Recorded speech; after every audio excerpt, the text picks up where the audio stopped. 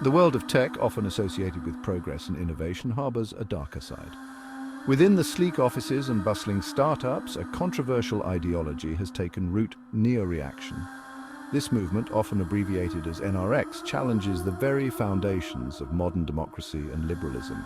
Neoreactionaries advocate for a return to traditional hierarchies and authoritarian rule.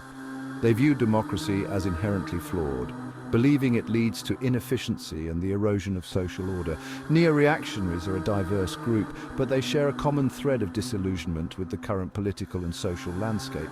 They see themselves as a vanguard against the perceived failures of modern liberalism. Their ideas, often expressed in dense online forums and blogs, have begun to seep into mainstream tech culture, sparking debate and concern. This essay delves into the origins, beliefs, and influence of this enigmatic movement. The neo-reactionary movement emerged in the early 21st century from the fringes of the internet. It found fertile ground in online spaces where individuals disillusioned with modern society could connect and share their grievances. One of the most influential figures in this nascent movement was Curtis Yarvin, a software engineer who blogged under the pseudonym Mencius Moldbug. Yarvin's writings, characterized by their complex prose and contrarian views, laid the intellectual groundwork for Neoreaction. Another key figure was Nick Land, a British philosopher who gained notoriety for his accelerationist ideas. Land argued that the only way to escape the perceived stagnation of capitalism was to accelerate technological progress, even if it led to societal upheaval. While not strictly a neo-reactionary himself, Land's writings resonated with the movement's anti-egalitarian and techno-futurist leanings.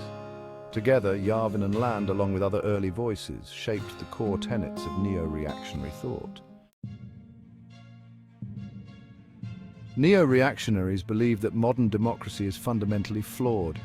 They argue that it leads to inefficiency, corruption, and a decline in societal standards. Instead, they propose a return to traditional hierarchies and authoritarian governance as a means of restoring order and efficiency. Critics, however, argue that neo-reactionary ideas are not only undemocratic but also dangerous.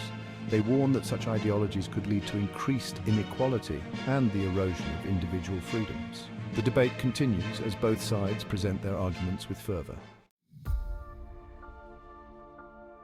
Within the tech industry, whispers of neo-reactionary influence are becoming more pronounced.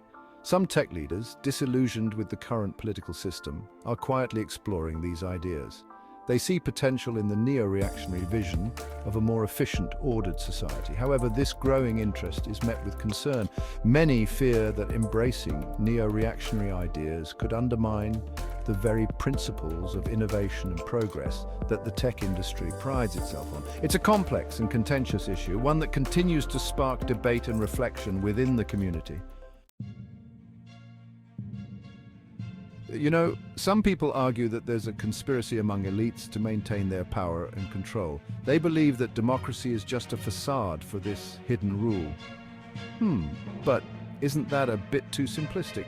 While there are certainly power dynamics at play, the idea of a grand conspiracy overlooks the complexities of political and social systems. Perhaps, but the concentration of power among a few, whether through democracy or any other system, is something that neo-reactionaries point out as a fundamental flaw. True, but we also need to consider the checks and balances that are designed to prevent such concentrations of power. It's not a perfect system, but it's one that evolves and adapts. There are those within the tech industry who are starting to question the influence of neo-reactionary ideas. They see the potential risks of these ideologies gaining more traction. Yeah, absolutely. From what I've seen, there's a growing awareness about the implications of these ideas. It's not just about technology anymore, it's about the broader societal impact. And beyond the tech world, many are concerned about how these ideas might reshape our political landscape, potentially undermining democratic principles. Exactly. It's a conversation that needs to happen, and it's encouraging to see more people engaging with these complex issues.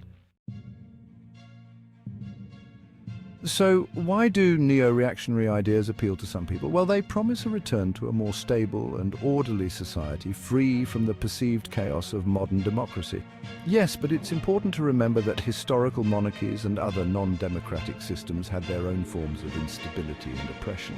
The grass isn't always greener on the other side. That's true, but for some, the idea of a strong, centralized authority is appealing, especially in times of uncertainty and change. I get that. However, we must critically assess these ideas and their potential consequences. History offers valuable lessons that we shouldn't ignore. The main issue with anti-egalitarianism is that it can quickly lead to a justification for all kinds of inequalities. It's a slippery slope that can erode the very foundations of a fair society.